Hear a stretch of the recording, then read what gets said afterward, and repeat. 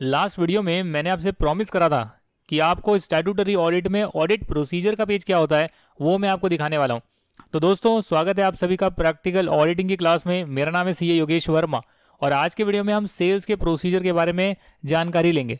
ये जो सेल्स का प्रोसीजर है ऑडिट में जो हमने चेकिंग करी है उसको हमने एक पेज में लिख दिया है। एबीसी एग्रो इंडस्ट्रीज मोटा एंड पकोला, मोटा एंड पकोला यही था, शायद मैंने नाम बदल दिया था किसी ओरिजिनल कंपनी का और उसको लिख दिया मोटा एंड पकोला। मोटा एक यूनिट, पकोला दूसरी यूनिट यानी दूसरा area. Statutory audit for the year ending या एंडेड मार्च 2014, आप इसको चेंज कर सकते हैं 2022-23 ले सकते हैं क्योंकि हम तभी वीडियोस बना रहे हैं। डेटा मैं आपको पुराना दिखा रहा हूँ, जब मैंने ऑडिट करा था वो डेटा मेरे पास संभाल के रखा हुआ है। उस टाइम जो है इतने रिस्ट्रिक्शन नहीं थे, हम जीमेल आईडी भी यूज़ करते थे, तो कुछ डेटा मेरे पास मेल पर रह गया था। मैंने कोई निकाला नहीं है डेटा जानबूझकर, हमें जीमेल एक्सेस दी गई थी तो जीमेल पर जो हमने कुछ भी मेल वगैरह करी तो वो सेंट मेल में रह गया। उस डेटा की मदद से जो है मैं चेंज कर कर आपको यहाँ पर सिखा रहा हूँ। यूनिट जो है मोटा यूनिट है, मोटा की जगह जो है आगरा हो सकती है, लातूर हो सकती है या कोई भी यूनिट हो सकती है। आप यूनिट का नाम लिखेंगे, हमने फिक्टिशियस नाम लिख दिया है और ऑडिट का एरिया लिख दिया है सेल्स। ये प्रोसीजर जो है ये आपको हर जगह बनाना होता है, परचेज में भी बनाओगे, एक्सपेंस में भी बनाओगे, फिक्स्ड एसेट में भी बनाओगे, हर चीज़ में आप ऑडिट का प्रोसीजर पहले लिखोगे और उस प्रोसीजर के हिसाब से आप चीज़ें चेक करोगे, उसकी फाइलें भी लगाओगे। इसकी जो सब्सीक्वेंट फाइल्स है वो मैं आपको बाद में दिखाऊंगा। फिलहाल मैंने यहाँ पे लिखा है ऑडिट का क्या एरिया है और उसके क्या ऑब्जेक्टिव्स हैं। हमें क्या इंश्योर करना है? हमें इंश्योर करना है कि जो सेल्स है वो रिकॉग्नाइज हो जाए जब सारा रिस्क एंड रिवॉर्ड कस्टमर को ट्रांसफर हो जाए। ये चीज़ हमें देखनी पड़ेगी। हमें इंश्योर करना है कि कट ऑफ प्रोसीजर्स फॉलो करे जाएं, यानी कि जो इस साल की सेल है वो इसी साल में रिकॉर्ड हो और अगले साल की सेल्स अगले साल में रिकॉर्ड हो। ये हम करेंगे 31 मार्च को कि भैया 31 मार्च में ऐसी तो कोई सेल्स नहीं जो 31 मार्च की होने के बाद भी नेक्स्ट ईयर में रिकॉर्डेड है, और नेक्स्ट ईयर में जो हमने रिकॉर्ड कर दी वो पिछले साल में आनी चाहिए थी। तो उन एरियाज को देखना पड़ता है पिछले लास्ट हफ्ते की और नेक्स्ट एक हफ्ते की, कि इनका एक्चुअली में रिस्क एंड रिवॉर्ड कस्टमर को कब ट्रांसफर हो रहा है, तो उस साल में हम उसको रिकॉर्ड करेंगे। इसे बोलते हैं कट ऑफ प्रोसीजर्स। इसके बाद इंश्योर आपको करना होगा कि रिकॉर्डिंग जो आपने करी है एक्सपोर्ट की उसमें आपने AS11 को फॉलो करा है, यानी AS11 जो आपका फॉरेन एक्सचेंज की बात करता है उसमें आपको जो है कन्वर्ट करना पड़ता है फॉरेन करेंसी को INR में, और अगर कुछ बैलेंस रह जाता है आपके डेटर्स में तो उसे भी आप कन्वर्ट करते हैं, सब्सीक्वेंट रिकॉग्नाइज करते हैं AS11 के हिसाब से। तो इसलिए क्योंकि यहाँ पर एक्सपोर्ट हो रहा था इसलिए हमने AS11 को भी चेक करा है। इसके अलावा जो है हमने चेक करा है कि जो भी हमारे पास रिकॉर्ड्स हैं सेल रजिस्टर के सेल्स के, वो सेल्स लेजर से मैच कर रहे हैं जो फाइनेंशियल स्टेटमेंट में जा रहा है, और सारे रिकॉर्ड्स उसी फिगर के आए हुए हैं। एंड ये जो रिकॉर्ड्स हैं वो आपके वैट रिकॉर्ड्स, एक्साइज रिकॉर्ड से मैच करते हैं, जो हमारे टाइम में जो है GST होता है, तो आप GST रिटर्न से मैच करेंगे। और साथ में आप देखेंगे कि जो इसका डिस्क्लोजर गया हुआ है नोट्स टू अकाउंट्स में, वो डिस्क्लोजर बिल्कुल ठीक है। हमने इतनी चीज़ें चेक करी, कई लोग इससे ज़्यादा भी चीज़ें चेक कर सकते हैं, उसमें कोई नुकसान नहीं है। कौन कौन से डॉक्यूमेंट्स हमने यूज़ करे? सेल्स का रजिस्टर हमने यूज़ करा, सेल्स रजिस्टर के साथ हमने एक्साइज रिटर्न, वैट रिटर्न को चेक करा है, आप लिख सकते हैं GST रिटर्न। हमने RBI की एक्सचेंज रेट को चेक करा क्योंकि AS11 फॉलो कर रहे हैं, एक्सपोर्ट हो रहा है, फॉरेन करेंसी में ट्रांजैक्शन हो रही है। हमने जो है बार्गेन का मतलब वो नहीं होता जो इंग्लिश डिक्शनरी में हम समझते हैं, ये बार्गेन जो है कॉन्ट्रैक्ट को बोलते हैं। जो कस्टमर से कॉन्ट्रैक्ट आए हैं, परचेज ऑर्डर्स आए हैं, उनको हमने चेक करा कि हाँ ठीक है ये परचेज ऑर्डर किस कस्टमर से आ रहा है, वो कस्टमर एक्चुअली में एग्जिस्ट करता है कि नहीं करता है। कई बार हम तो उससे बैलेंस कन्फर्मेशन मंगा लेते हैं, इवन जीरो पर बैलेंस क्यों ना आ रहा हो, ताकि चेक कर पाएं कि भैया ऐसे तो नहीं कि साल में कुछ भी सेल्स दिखाई एंड में बैलेंस जीरो कर दिखा दिया, अपने ही जो है ट्रांजेक्शन्स को घुमा दिया और एक्चुअली में कुछ हो नहीं रहा। ये नहीं होना चाहिए। इन कस्टमर से पैसा आया कि नहीं है वो भी हम बैंक स्टेटमेंट से चेक करते हैं, वो नीचे वर्क डन में लिखा हुआ है। हमने जो है VAT and commercial invoices check करें। जी हाँ, आपका जो है इस समय आप GST इन्वॉइसेस को चेक करेंगे, और आप लॉरी रिसिप्ट या bill of leading LR BOL जब भी आप सेल करते हैं तो लॉरी रिसिप्ट जनरेट होती है, ट्रक में जो है सामान जाता है और उसके बाद शिप से जाता है, बिल ऑफ लीडिंग जनरेट होती है, क्वालिटी का सर्टिफिकेट लगा होता है, क्वालिटी चेक पहले हो जाता है, कस्टम शिपिंग का बिल अलग जनरेट होता है। वो सारी चीज़ें आपने चेक करी है। तो जब आप ये सारी चीज़ें चेक करते हैं तो ये आपके डॉक्यूमेंट्स, इसका मतलब आपने यूज़ करे हैं। आपने इसमें वर्क क्या करा? सेल्स का प्रोसीजर बता रहा हूँ प्रैक्टिकली। अगर मैं आपको यहाँ पर दिखाऊँ तो हमारी स्टडी मटेरियल भी है ICI का, इंटरमीडिएट लेवल का। इसमें जो है audit of items of financial statements है, ICI.org पर दे रखा है। स्टूडेंट सेक्शन में जाके इसको डाउनलोड कर सकते हैं, audit of items of financial statements. इसमें मैं गया और यहाँ मैंने सेल्स का प्रोसीजर निकाल लिया कि सेल्स की आप चेकिंग कैसे करेंगे। सेल्स की चेकिंग के लिए प्रोसीजर यहाँ पे लिखा हुआ है, आप यहाँ पे नीचे जा सकते हैं। यहाँ आप देख सकते हैं कि उसकी ऑकरेंस, कंप्लीटनेस और उसकी मेजरमेंट और उसका डिस्क्लोजर कैसे चेक करना है, उसका पूरा प्रोसीजर यहाँ लिखा हुआ है। तो ज़रूरी नहीं जब हम प्रैक्टिकल वर्ल्ड में जाएं तो हम पूरा किताबी चीज़ों को फॉलो करें, बट येस मोर और लेस सारी चीज़ें यही होनी चाहिए। ये नहीं हो सकता कि यहाँ पर 100 चीज़ें लिखी है तो उसमें से मैं 20 चीज़ें फॉलो कर रहा हूँ, नहीं मैं 80 चीज़ें फॉलो कर रहा हूँ, ऐसा हो सकता है। बाकी चीज़ें ऑडिटर जो है बहुत ज़्यादा उसको फ्लेक्सिबिलिटी होती है। बाकी चीज़ें जो है ऑडिटर अपने हिसाब से चेक करता है। कभी कभी एक चीज़ चेक करने में 2-3 लेवल पर कंफर्ट बन जाता है, तो इसके लिए वो बार बार अलग अलग प्रोसीजर नहीं करना पड़ता है। यहाँ पे देखेंगे आप, वेरीफाइड सेल रजिस्टर को हमने सबसे पहले चेक करा कि भाई जो ट्रायल बैलेंस से फाइनेंशियल स्टेटमेंट बने हुए हैं उसमें जो सेल्स का नंबर आ रहा है वही सेल्स के लिए हमें रजिस्टर दिया गया है, क्योंकि रजिस्टर में ज़्यादा डिटेल आएगी।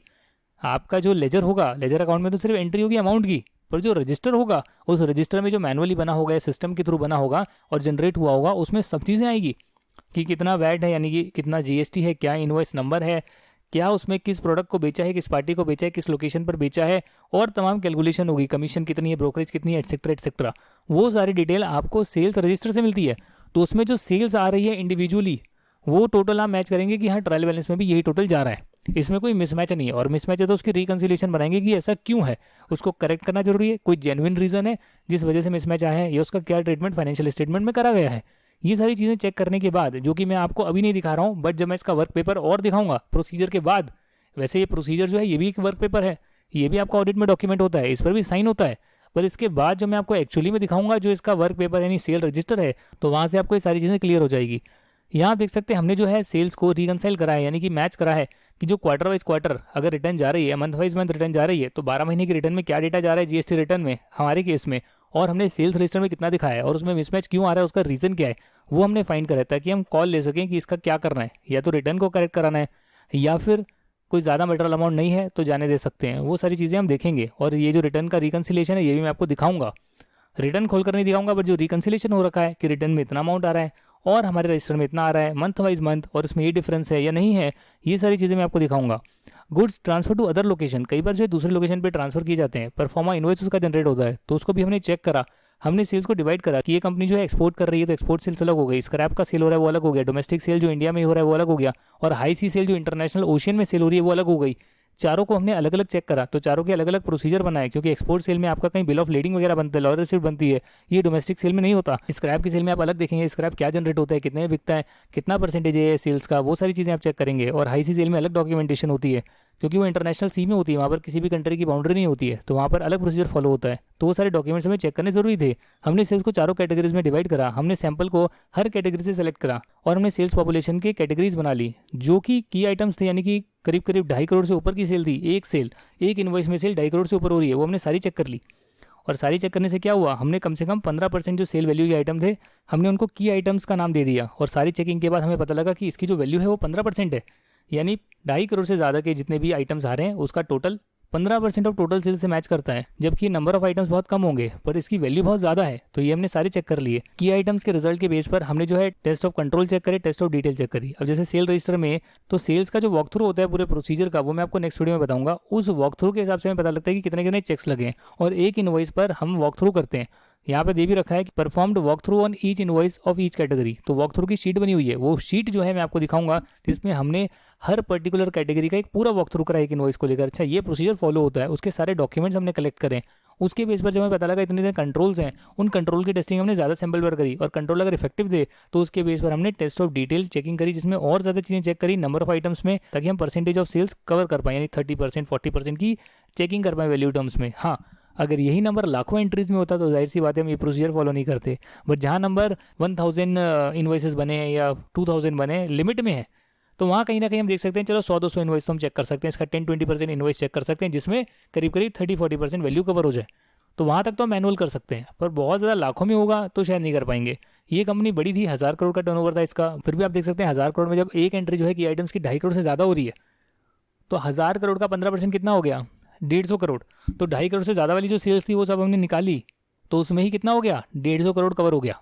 तो ऐसा हो सकता है। हालांकि मैं आपको सिर्फ एक यूनिट का दिखा रहा हूँ, जैसे कि आप यहाँ देख सकते हैं मोटा यूनिट, और पूरी कंपनी का टर्नओवर 1000 करोड़ था, तो सिर्फ मोटा मोटा जो यूनिट है इसका टर्नओवर ज़्यादा नहीं होगा, इसका टर्नओवर होगा 200-300 करोड़। हम देख लेंगे कितना एग्जैक्टली, अब मुझे याद नहीं ना, 7 साल पुराना, तो जितना भी इसका टर्नओवर रहा होगा उसका 10-15% करीब करीब निकल कर आया होगा आपका 200 करोड़ का 15% 30 करोड़ 30 करोड़ रुपीज़ तक जो है करीब करीब 10 आइटम्स आ गए होंगे, 5-10 आइटम्स जो कि आइटम्स में हमने डाले होंगे।